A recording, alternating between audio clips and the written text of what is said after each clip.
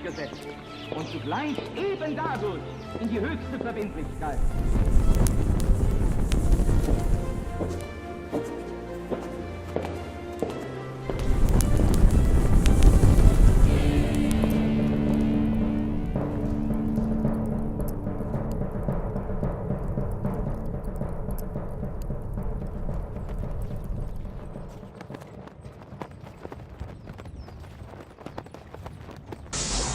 Buenas tardes, bienvenidos a una nueva emisión de La Brújula, este programa que, bueno, con tanta alegría hacemos en la pantalla de Conclusión TV, que comparto con un gran amigo personal, Pablo Javier Dávoli.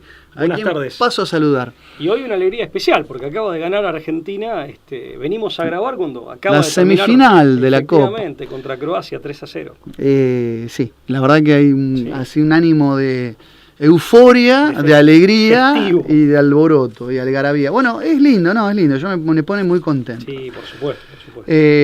Consagramos este programa a la Virgen, ¿no? 3 veces admirable de Schoenstatt, Mater ter admirabilis de Schoenstatt, madre, reina y educadora, madre, reina y victoriosa de Schoenstatt. Bueno, como siempre, un gusto las repercusiones del último programa, las devoluciones, los comentarios. Hay temas que a veces por una cuestión de tiempos nos es difícil desenvolver, desenrollar, desenmarañar como nos gustaría, pero sí creemos que se pueden hacer segundas emisiones, segundas partes, ¿no? Sí, aparte la idea de la brújula siempre es más que nada plantear un tema y dejarlo planteado, ¿no? Por eso, o sea, no tanto cerrarlo, porque eso sería también muy temerario. Claro, a veces la sobreabundancia termina, limitando la riqueza que el mismo oyente, televidente, cibernauta, como quieramos llamarle a la población que nos sigue, que nos busca en este espacio, muy humilde por cierto, pero que nos ha plagado de satisfacción, por supuesto, y alegrías, que puedan explorar y que cada uno tenga también su versión, su marco interpretativo de los temas que aquí planteamos, que es una mesa de café televisada, podemos así llamarlo. Y hoy nos convoca nuevamente un tema, o podemos decir un tema paraguas, que sobrevuela gran parte de la producción de este programa, de escritos que hemos compartido, de trabajos en coautoría que hemos publicado, que tiene que ver con la psicopolítica, ¿no, Pablo? En este caso, de la mano de un pensador, filósofo, que podemos decir tiene atisbos de estar a la moda, por así decirlo, que es el surcoreano Byung-Chul Han, en un artículo... Sí, es más bien un sociólogo, pero que tiene vuelo...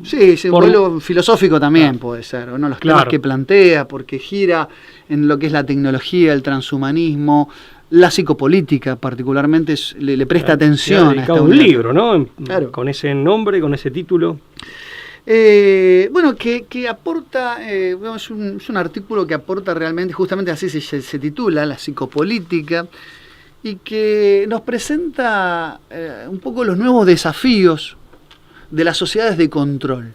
Es un texto que va en la línea de planteos que podemos encontrar autores como Gilles Deleuze, Félix Guattari, mismísimo Michel Foucault, ¿no? Foucault es uno de los padres de la biopolítica y del panoptismo, el que desarrolló filosóficamente algo que en el terreno más de tipo jurídico ya Jeremías Bentham nos había presentado, el creador, el desarrollador del panoptismo. Que básicamente es, a grandes rasgos, la idea de la sociedad de control, ¿no? Claro, de la sociedad de vigilancia. Claro, la vigilancia que nos presenta Bentham y que desarrolla Michel Foucault, sobre todo en un libro que se llama Vigilar y Castigar, el nacimiento de la prisión moderna, donde lo explica, donde muestra los planos arquitectónicos del panóptico benthamiano, esta idea del poder, que es la gran obsesión de Foucault, del poder que ahora aparece en la arquitectura.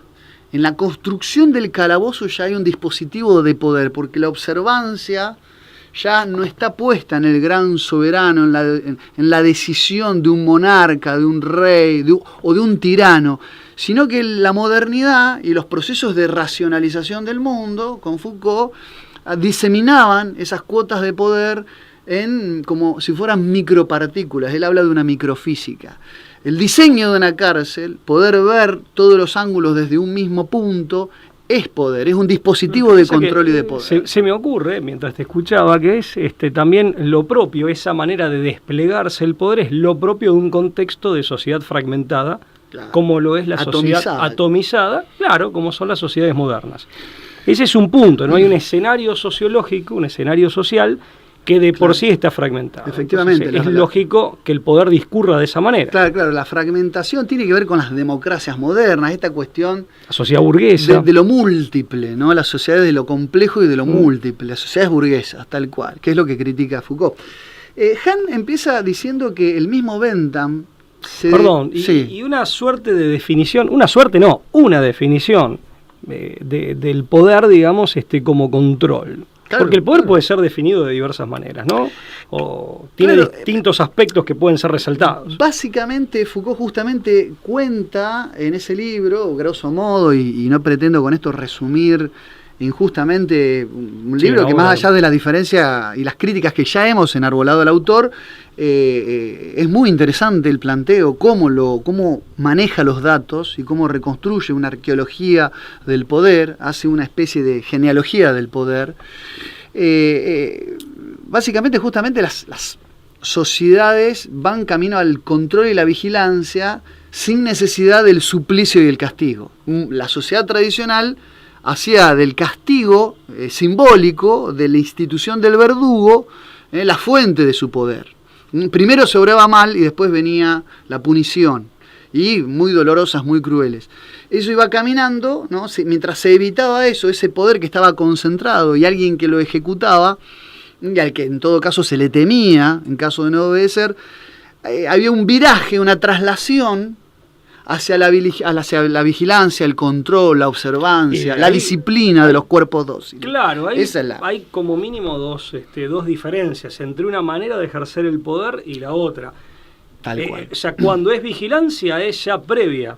En cambio, cuando es el castigo es ex post facto y tiene una buena dosis de, aquí aparece la segunda característica, de aleatoriedad, es decir, te descubren. En cambio, la vigilancia justamente es una manera de ejercer el poder en donde tu conducta, cuando ya se inicia la conducta, ya al estar sometida a vigilancia, o sea, lo del castigo siempre es a posteriori, ¿no? O sea, el castigo viene después y te descubren, la vigilancia interviene antes. Bueno, acá aparece ya, exactamente, además vos no sabés quién tiene el poder, quién detenta el poder, eso queda... por eso hay mucho de Big Brother, ¿no? Acá, ¿no? De Gran Hermano, sí. No sabes quién es el que te ve. Yo puedo ver la cámara, puedo ver la torre, pero no sé exactamente quién es el que tiene el control. El quién concreto. Claro. Quién concreto, ¿no? Eso es interesante en el planteo. Bueno, dice Hahn en este artículo que Bentham ya compara su invención, que es el panóptico, con el huevo de Colón. ¿Qué es el huevo de Colón? Es esta idea metafórica que después de hecha y vista una hazaña, cualquiera sabe cómo hacer una hazaña.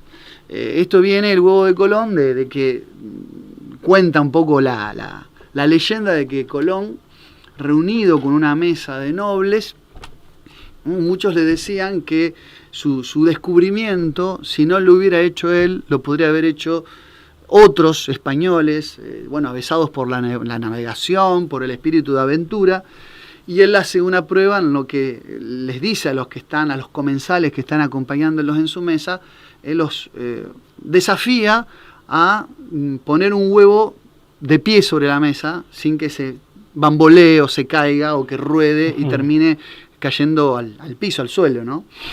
Y pasado de mano en mano, nadie sabía cómo poner el huevo, hasta que él lo que hace es hacerle un abollón en la base del huevo y depositarlo sobre la mesa, que queda perfectamente parado. Dice, si nosotros ahora les devuelvo el huevo como está, todos ustedes lo podrían hacer. Es decir, lo que significa esta metáfora del huevo de Colón es que una vez realizada la hazaña, todos pueden hacerla y todos saben cómo hacerla. Sí, pueden replicarla. Era una forma de increparlos, ¿no? Por lo que le estaban cuestionando, tratando de bajarle el precio a su campaña, ¿no? de las Indias. Del descubrimiento de las Indias, exactamente.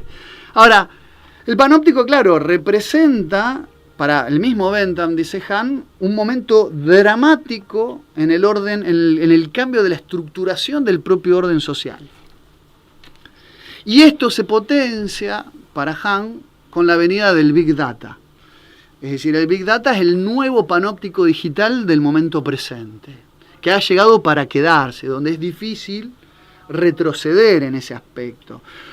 Dice, el Big Data no es solo capaz de vigilar el comportamiento humano, sino de someterlo a un control psicopolítico. Recordemos que este término Big Data lo acuñó Doug Laney, que fue el que habló de un prestigioso y destacado miembro de la consultora Gartner, quien acuñó por primera vez esto de la Big Data y le atribuyó a la información la lógica de las 3B, velocidad, variedad y volumen. Y después IBM, al tiempo, le agregó la cuarta, que es la veracidad de la información. Son grandes caudales de información que se pueden clasificar, distribuir, catalogar, y que permiten, por supuesto, y acá es hacia donde va el artículo de Hahn, incluso predecir a través de leyes tendenciales la conducta y el comportamiento, cuando no ingenierizarla. Efectivamente, eso te iba a decir. Hacia ahí va el problema. Claro, porque trabaja básicamente viendo coincidencias, ¿no? O sea, lo que se puede decir es que más que explicar, lo que hace, digamos, el Big Data o la Big Data, en definitiva, es trabajar viendo concomitancias o coincidencias de fenómenos que se presentan de manera concurrente, ¿no? Claro. Que cuando se presenta uno a posteriori, de forma inmediata posterior, aparece inmediatamente posterior, aparece otro. Sin preguntarse de pronto por qué, pero sí observar este tipo digamos, sí, de coincidencia en o de aparejamiento en los fenómenos. En el fondo es trabajar con el método inductivo, cuyas falencias, o sus limitaciones epistemológicas, todos conocemos, pero te permite tener una cierta observación de los fenómenos. Pasa que acá de los fenómenos del entorno que estás observando. Lo que pasa es que acá es el volumen y la capacidad de procesamiento, lo que de pronto es distintivo respecto de lo que se ha hecho en épocas anteriores con digamos, la introducción de tecnologías digitales. O sea, con la digitalización de la informática, en definitiva, de la tecnología informática, justamente el volumen que podés manejar es muy superior. Y una cosa que sí dice cualitativamente superior, digamos, de la Big Data respecto del panóptico de Bentham, que lo señala Hahn, es el tema del aperspectivismo. Claro. ¿No? Que no sé si... No, está perfecto, es si cierto. Lo ibas a decir. La limitación que tenía el panóptico era que partía de una lógica perspectivista. Es decir, desde un punto... Porque es analógico. Es un modelo analógico, tal cual. Por lo tanto, la diferencia está, ¿qué sería el perspectivismo? Vos ves siempre desde una perspectiva singular. Por lo tanto, se podían ver desde un punto específico todos y cada uno de los ángulos. En cambio, la información que recoge, administra y distribuye la Big Data se lleva adelante se crea desde todos y cada uno de los ángulos. Yo creo que ¿no? Ahí está el tema. No es que no veo hacia todos los ángulos, desde claro, cada uno. Es un pluriperspectivismo. Claro, exactamente. En realidad sería, digamos, como el círculo que se dice, bueno, no es una figura casi te diría, tal vez imposible hasta de imaginar, el círculo que tiene su centro en cada uno de los puntos de su diámetro, claro. de su circunferencia. Claro, exactamente. Las viejas maestras de geometría me van a retar. Sí.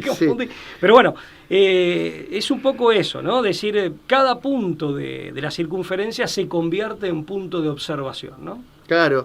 Bueno, esto para Hahn va a ser importante no solamente porque marca una diferencia sustancial con el panóptico, sino que genera como una especie de segunda ilustración sobre lo que es el manejo de la información. Dice, nosotros estamos entrando en la era del dataísmo, es decir, una especie de idolatría del dato. Es en el racionalismo, ¿no?, del mundo renacentista moderno, había una entronización de la razón, pero todavía ella era reflexiva, es decir, inmanente, fría y calculadora. Todavía tenía la singularidad de no negar el acto de voluntad humano como único y irrepetible. Ahora, dice Hahn, hay que hacer un terrible y lapidario adiós a la teoría del comportamiento humano, desde la lingüística hasta la sociología. es decir, desde de la misma ontología de lo humano, dice, ¿quién sabe por qué la gente hace lo que hace? Lo que importa es lo que hace y que ahora es posible seguirlo y medirlo. La mensurabilidad de la acción humana es lo que importa.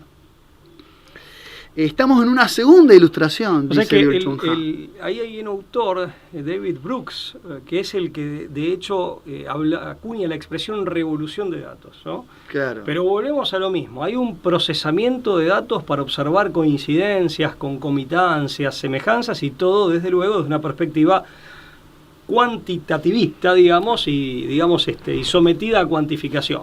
Claro. Pero no hay explicación, porque todavía es cierto, todavía la modernidad, la razón ilustrada, todavía buscaba las explicaciones, al menos en las causas inmediatas, y buscaba, en definitiva, relacionar los hechos observados en términos de causalidad.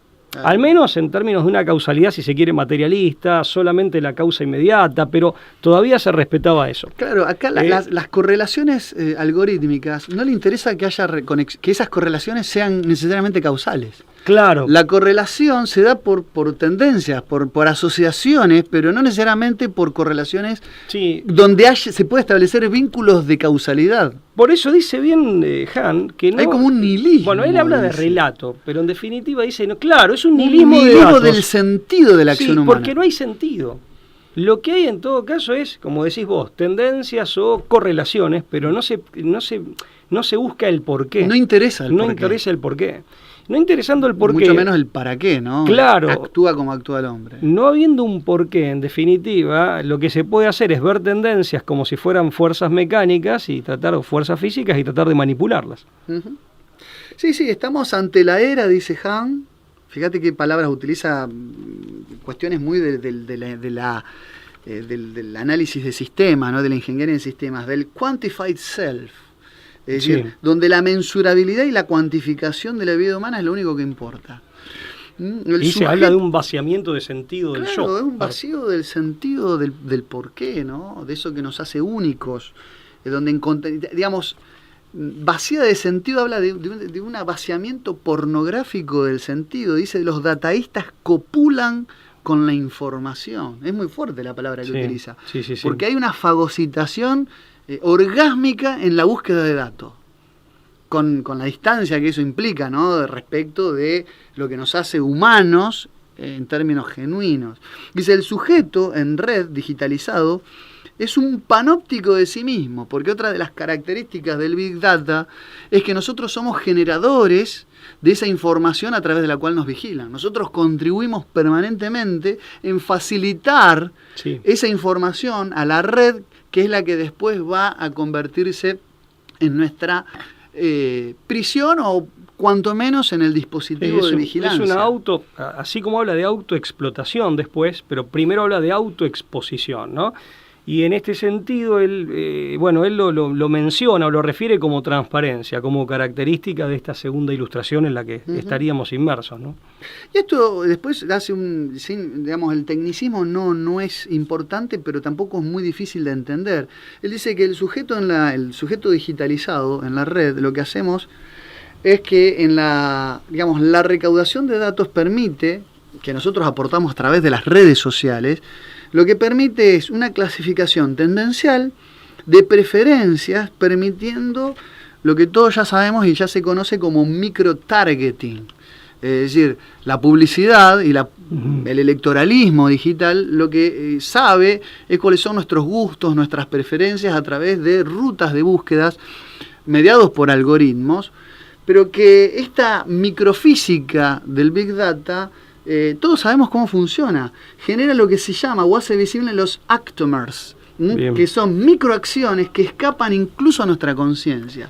Cuando vos te detuviste, por dar un ejemplo, 2 segundos más de la cuenta en un reel de Instagram o en un TikTok, o volviste para atrás para ver algo que te llamó la atención, le estás indicando por el tiempo de permanencia sobre lo que estás viendo que algo de eso que te están transmitiendo te interesa. O y tú. por lo tanto estás activando a la Big Data para que te muestre Reels o TikToks o historias, de acuerdo a la red que estemos hablando, de similitudes o de características que tienen algún parecido, por ejemplo. O tus preferencias de compra, de consumo, tus hábitos de Ni consumo, hablar. los lugares que... Porque hay, en definitiva, hay un entrecruzamiento de datos que vienen a través de las redes sociales y a través de otros medios necesariamente electrónicos e informáticos. No sé, tus preferencias en Tinder, etcétera. O sea, es más, con dispositivos que tengan que ver con la salud y que de algún modo, desde adentro del cuerpo, desde afuera del mismo, evalúen y produzcan datos, que estos datos lleguen a la red, en definitiva, sobre tu propio cuerpo, sobre texto o a veces con el motivo de tu salud, por ejemplo, esos controles de ritmo cardíaco, que son controles remotos o a distancia, hasta se puede cruzar esa información, ¿no? Decir, bueno, le subió la presión hablando de tal tema, o leyendo sobre tal tema, le subió la presión, el ritmo cardíaco aumentó, la glucosa en sangre, etcétera, ¿no? Para ponerlo Lo que se les ocurra. en un ejemplo claro, vos publicás, por ejemplo, en una red social, una foto de tu mascota, de tu gato Odín, por ejemplo. Así es. Entonces, lo que Es hace... cierto que mi gato se llama Odín, Sí, eso lo quiero aclarar. sí, de verdad estoy hablando, tu gato, vos publicás una foto de Odín. Yo lo que dije de Tinder de él es mentira, pero lo del gato Odín es en serio. Vos publicás a Odín en una red social y los datos biométricos que aportás le permiten al sistema saber que vos tenés algún gusto, alguna preferencia. Sí, Interpreta sí. alguna afinidad, algún apego, por mínimo que sea, entonces hace una traducción de esa biometría en una psicometría de Efectivamente. tus preferencias. Entonces es probable que te encuentres con fotos de gatitos, sin que vos las pidas o las busques. Por eso nos pasa muchas veces que pensamos que esto nos escucha. De alguna manera sí nos escucha. No necesariamente tiene un micrófono con un chip que está conectado a la CIA, en una central. Yo lo bajaría más a niveles creíbles. Simplemente nosotros estamos... Lo otro tampoco es inverosímil, pero en no es última necesario. instancia puede llegar a ser... Claro, pero no se tampoco es requiere, necesario. claro. Por lo pronto le facilitamos mucho las cosas para llegar a eso, al sistema, y quizás nosotros vamos dejando rastros, y esto es lo que se llama el actomers, las microacciones que escapan a nuestra propia conciencia. Y aparte, muchas que pasan, como bien decís vos, algunas porque en definitiva son muy profundas y otras porque en su cotidianeidad y en su repetición se nos hacen imperceptibles simplemente por eso. Es como no ver el árbol que tenés frente a tus propios ojos. Y a eso Hall le llama la legibilidad. Se hacen legibles nuestros deseos inconscientes. Es interesante. Es muy interesante. En una ya no biometría, sino psicometría. Claro, exactamente. Sí. Lo que se llega es la psicometría. Claro. Ahora, ¿qué pasa? Y Byung-Chul Han lo explica muy bien y cómo te va llevando. Es de esas plumas que tocan muchos temas y quizás cada uno de los temas que sobrevuela ameritarían un apartado de hasta un programa, ¿no? Mezcla muchas cosas, pero si a su vez esa psicometría la sacamos del ámbito individual y la llevamos a tendencias, a patrones culturales del inconsciente colectivo, claro, estamos ante la posibilidad de generar una estratificación social. Habla de clases sociales digitales. Yo diría más que digitales, porque hasta puede haber algún problema de traducción, diría digitalizadas. Digital está bien, no importa, concedo, la variación de sentido es mínima. Mira, hay una frase que leí de él que me la voy a parafrasear, no voy a ser textual, pero voy a ser fidedigno con los términos que utilizó, que me llamó la atención y con su sentido. Dice que en definitiva esa legibilidad para el sistema, ¿no? de deseos inconscientes hace del ello, en el sentido freudiano de la expresión, de hecho Hans se remite a Freud, dice, hace del ello un yo explotable psicopolíticamente. Interesante, hace del ello un yo explotable psicopolíticamente. Está muy bien. Por la Big Data. Está muy bien. Y bueno, ejemplos de estos en concreto hay muchísimos. Nos convierte también en mercancía, porque él dice Big Data es Big Brother más Big Deal, ¿no? Sí, en mercancía, o incluso si también podemos llegar a hacer, como hablamos de clases o estamentos, o algún tipo de estratificación o castas, si se quiere, también nos puede convertir en material de descarte.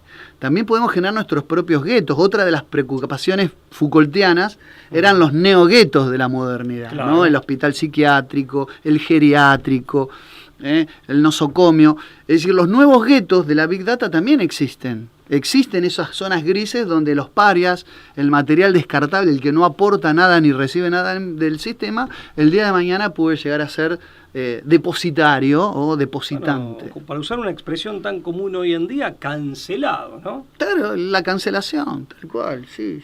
Vos sabés que él se cita el caso de una empresa, creo que es estadounidense, Acción, con XC, y dice que maneja, vende, tiene un paquete como algo que vende de datos personales de 300 millones de estadounidenses categorizados en 70 tipos o categorías, valga la redundancia, de acuerdo con estos patrones de afinidad o de semejanza. O sea, los consumidores norteamericanos, para pensarlo en otros términos, ya no son los que compran, sino que son vendidos. El producto por lo menos claro. El producto es, claro, la empresa compra paquetes de información que le permiten acertar sus campañas publicitarias, afinar discursos políticos, en el caso de que estamos hablando de un electorado, por ejemplo, o recalcular o replantear una campaña publicitaria. Totalmente. Es increíble hacia lo que vamos caminando. Otra característica tiene que ver con la permanencia del dato y su rigidez, en el sentido de, bueno, Hahn acuña el concepto de memoria digital y dice, bueno, a diferencia de la memoria cultural, a mí no me gusta decirle colectiva porque me parece excesiva la palabra, pero la memoria comunitaria, aquellos recuerdos personales y finalmente de grupo que compartimos y que alimentamos mutuamente entre todos, dice, queda reemplazada por una memoria digital en donde, digamos, no hay olvido, por eso hoy el derecho justamente se focaliza en un derecho al olvido, ¿no? Hay fallos al respecto. Y es una memoria digital de perdurabilidad absoluta, no hay olvido, es meramente aditiva, no tiene la fluctuación. Bueno, como toda la lógica cuantificable, claro, el dato es aditivo. Es algo acumulativo. Exacto, ¿no? Hay una sumatoria de datos. No hace necesariamente sentido y no tiene la flexibilidad de la memoria humana en el sentido de intercalar recuerdos, priorizar algunos, resignificar otros. No necesariamente es cronológica. O sea, tiene una lógica meramente cronológica, no tiene, digamos, otro tipo de asociación de esos recuerdos entre sí, como si lo hace la memoria humana, y como dije antes, es eminentemente rígida. Es una memoria inhumana. Reduce es una memoria el inhumana. Tiempo al crono, al ¿no? cronos. Y no al kairos. Hay una cosa... Ese es un tema para otro programa. Para otro programa. Del tiempo, ¿no? Sí, aquello que sé para entenderlo, pero no para explicarlo, decía Agustín de Hipona, el tiempo. Bueno, No, pero esto de lo aditivo, ¿no? Es interesante, cómo el quantified self, el nuevo ser cuantificable, al reducirse en ese nihilismo de la producción, es incapaz de producir ningún tipo de sentido. Y esto que decías de la memoria como mera reproducción en acto de lo pasado. Es decir, una puesta en acto del pasado, cuando la memoria debería ser otra cosa. Es decir, no solamente una acumulación de información sobre el pasado, claro. Sino una suerte también de construcción de sentidos presentes y futuros a partir de hechos del pasado. Claro, lo que pasa es que al estar, digamos... Ahí hay también otro nihilismo. En su rigidez y en su perdurabilidad inmutable también tiene la frialdad de aquello que no tiene un sentido o un significado profundo. Es también dato. Es el dato. Lucas Carena hizo tal cosa tal día. Se vistió de tal manera en tal momento. Dice, los datos y los números, dice Hahn, no son narrativos, él utiliza esta palabra, pero se refiere a la construcción, provisión, ¿no? Y generación de sentidos, sino aditivos. Los datos colman de vacío, es decir, colman el vacío del sentido. Los dataístas, y ahí remata, copulan con los datos. Hay Perdón, y lo que se pierde, que no lo dijimos antes, en definitiva, es el nivel de conocimiento mayor que va más allá de la ley de causalidad y que es la que permite descubrir las esencias, las sustancias, los sentidos profundos y las visiones holísticas, que es el concepto en el sentido clásico, aristotélico del concepto. No hay conceptualización, por eso también lo vemos en materia educativa. Hay mucha información para quien la puede tener o quien puede acceder, que aparte normalmente te la proveen de manera sesgada, pero más allá de que tengas información, no hay un procesamiento adecuado de la misma, ni mucho menos llegar a arribar a el nivel o la instancia de la elaboración de un concepto que es lo que te permite desentrañar los secretos profundos de la realidad, la que sea. No, sí, es así y además, claro. No hay comprensión.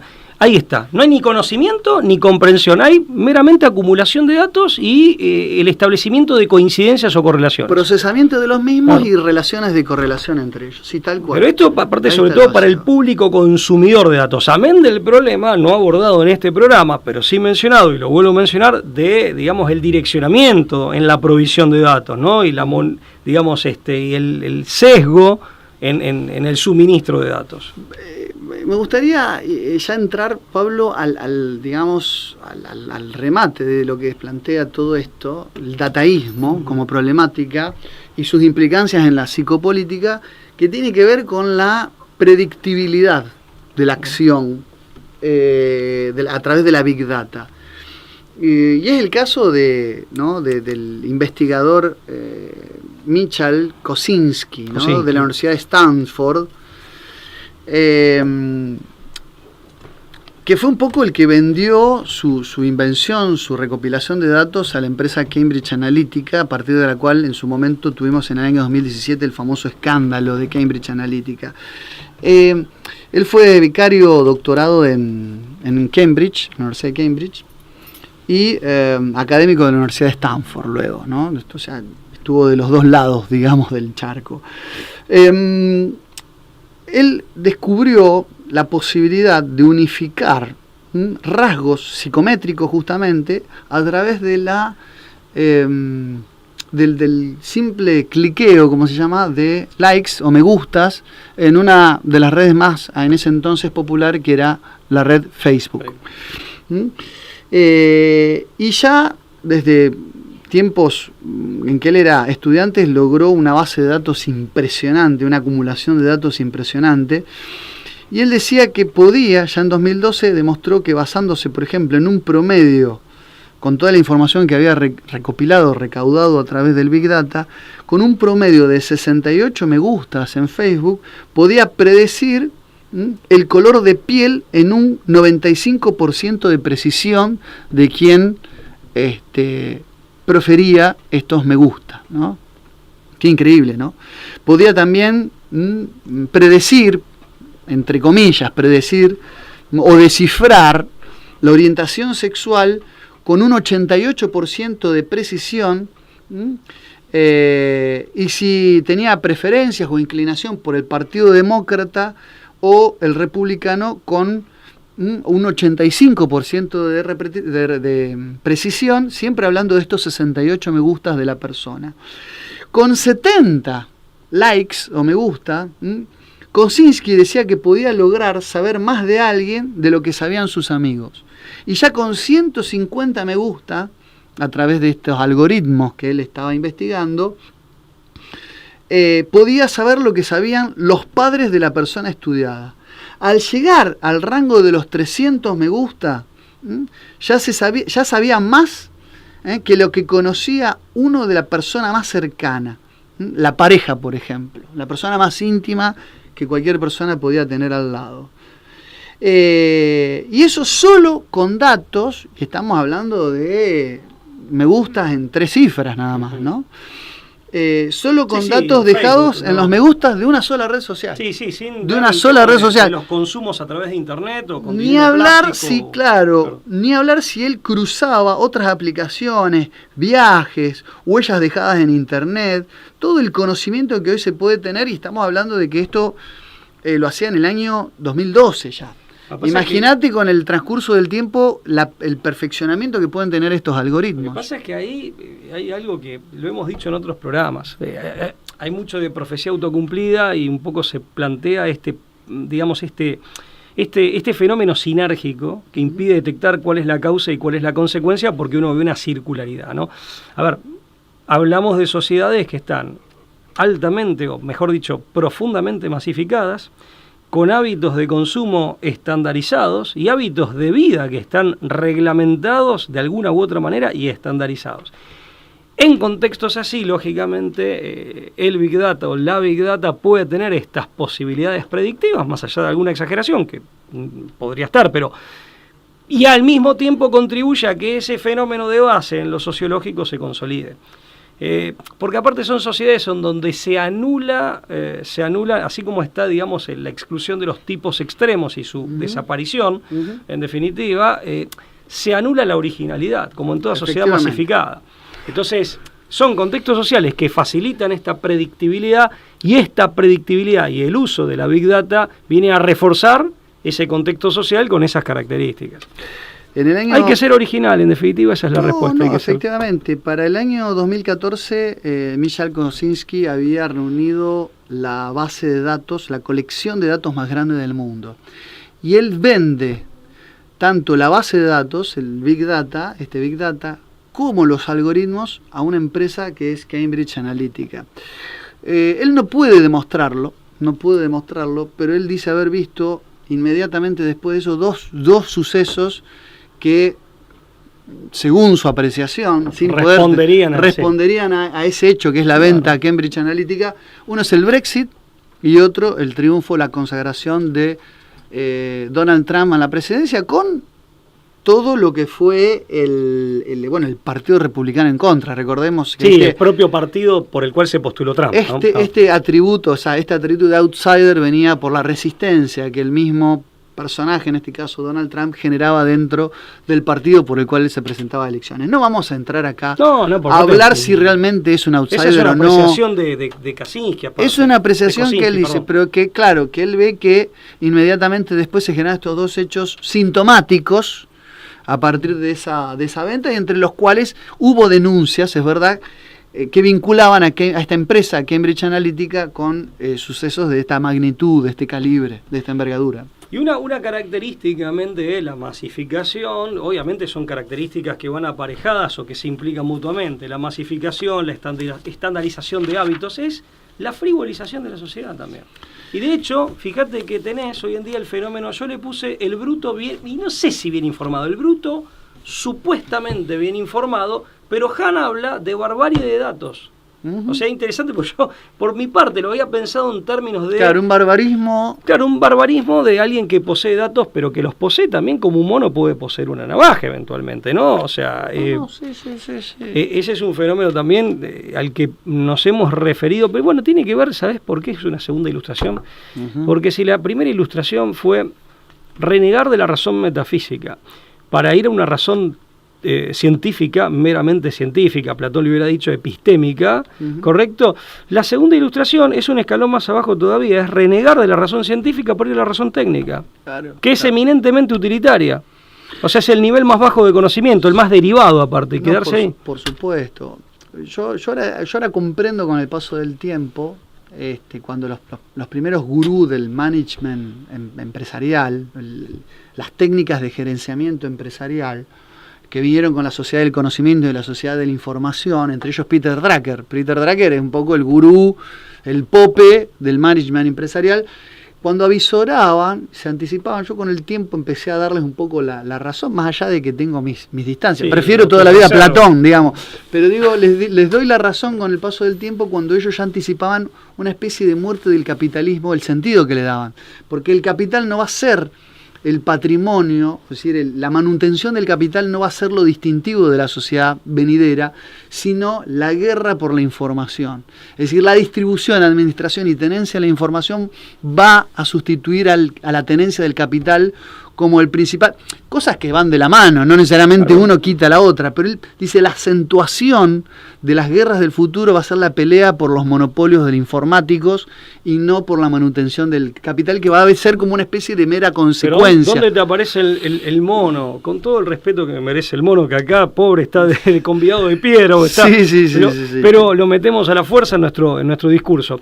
Te aparece porque el volumen de información que se maneja en definitiva queda, y esto un poco está expresado en autores como Harari, queda y está en definitiva presagiado en Platón en la explicación de la psicología del tirano, queda librado, en definitiva queda sometido al deseo ciego, manipulado por esa misma información que le provee otro, y en el caso del que tiene un manejo del sistema, todo ese volumen de información queda digamos, al servicio de su voracidad de poder. Que es esclavo de sus pasiones. Claro. A su vez, por lo tanto no hay libertad. Queda al servicio de una suerte Hay una de bajo instinto. Hay una ilusión Claro. de falsa libertad y de falsa claridad a través de lo que es este dato vacío de sentido. Totalmente, que es por lo que Harari te decía que la ciencia misma, y fíjate que reduce a la propia ciencia, ya ni cabe hablar de filosofía acá, la ciencia o de ética, la ciencia no es sobre la verdad, sino que es sobre el poder.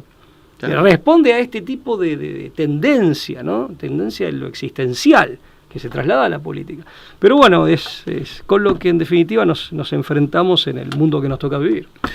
Pablo, se nos ha terminado el tiempo. Esperemos haber contribuido un poquito más en algo que tiene que ver, en uno de los tantos capítulos que tiene la psicopolítica, Claro. tema que nos interesa, que le damos particular importancia y la que creemos que hay que seguir investigando y siguiendo de cerca, porque si nosotros no la vigilamos a la psicopolítica, Ella sí nos ve. la psicopolítica nos vigila a nosotros. Sin ninguna duda. Pablo, ha sido un gusto como siempre Lucas, compartir esta nos charla de dejamos café hielo. y a ustedes los vemos ya creo que en la última entrega del año, Previo a las fiestas. a las fiestas, aquí por la pantalla La Navidad y el Año Nuevo, ¿no? de Conclusión TV. Hasta la Chau, próxima. hasta luego.